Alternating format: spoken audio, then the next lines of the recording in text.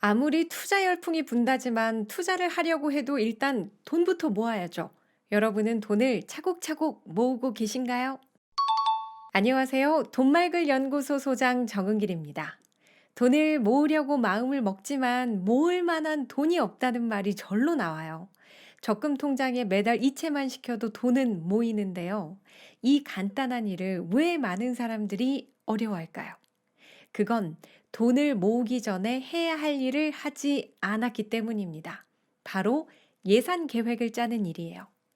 예산 계획이라는 걸 너무 어렵게 생각하지 마세요. 예산 계획은 돈이 어디로 갔나 의아해하는 대신 돈에게 너 이리로 가 이렇게 어디로 가야 하는지를 지시하는 일입니다. 매달 들어오고 나가는 돈을 적어두지 않으면 내 자산 상황을 전혀 알 수 없게 되니까요.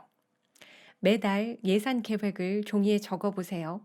새로운 달이 시작되기 전에 시간을 내서 예상 수입과 지출을 적는 겁니다. 아마 첫 달에는 예산 계획이 생각대로 흘러가지 않을 거예요. 잊어버리는 부분도 있을 것이고, 어떤 부분에서는 계산을 잘못할 수도 있습니다. 하지만 괜찮아요.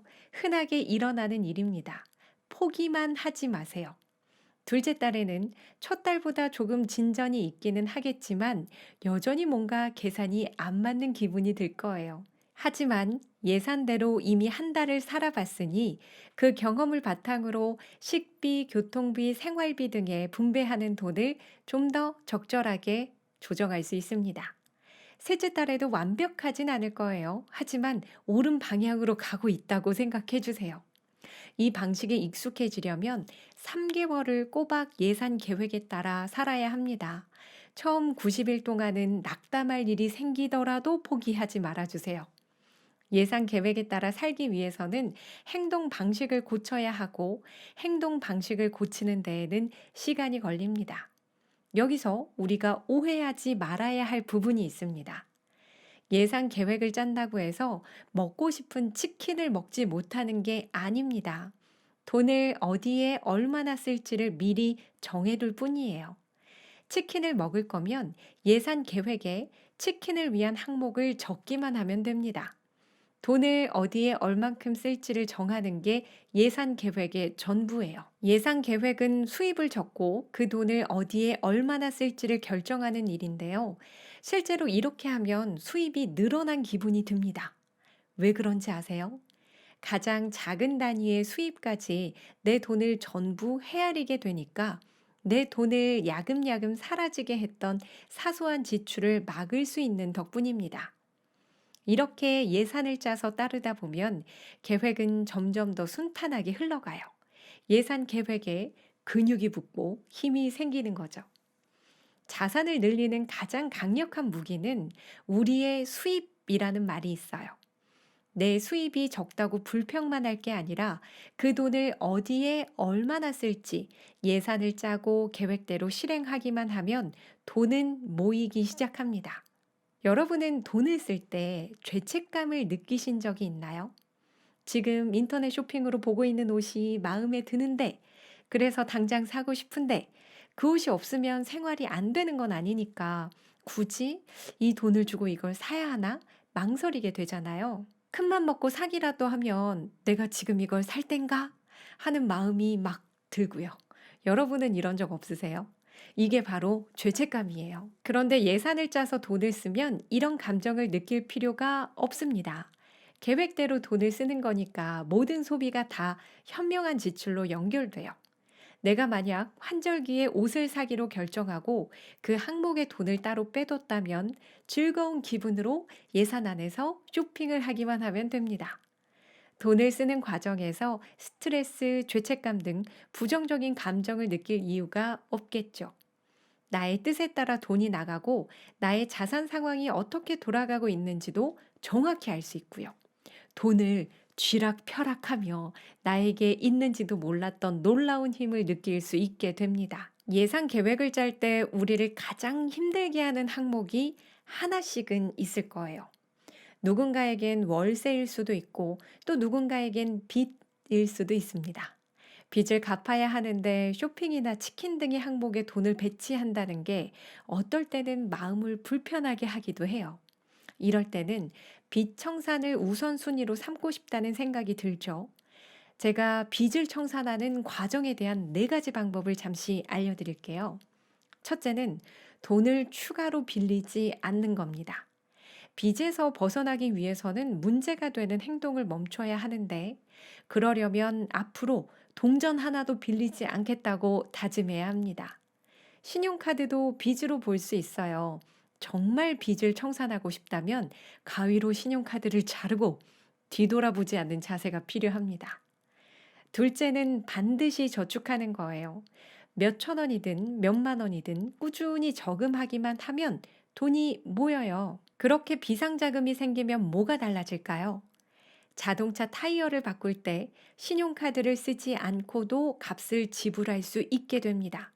내 재정 상태에 아무런 문제가 안 생기겠죠. 셋째는 파는 거예요. 집에서 꼭 필요하지 않은 물건은 전부 정리해서 중고시장에 내다 파세요. 빚을 갚는 것보다 이 물건이 더 중요한가? 이 질문을 나에게 물으면서요. 돈을 마련하기 위해 내 물건을 팔 정도로 삶의 우선순위가 달라졌다는 사실을 알게 되실 거예요. 마지막 넷째는 바로 일을 하는 겁니다. 일을 하면 돈이 생겨요. 더 많은 돈이 필요하면 일을 더 많이 하면 됩니다. 피곤할 정도로 일을 해야 한다는 게 아니라 빚을 갚기 위해 내가 스스로 돈을 만드는 시간이 절대적으로 필요하다는 뜻입니다. 나의 돈을 제대로 장악하기 위해 예산 계획도 짜고 빚을 청산하기 위해 생활 습관도 고치면 정말로 돈이 모입니다.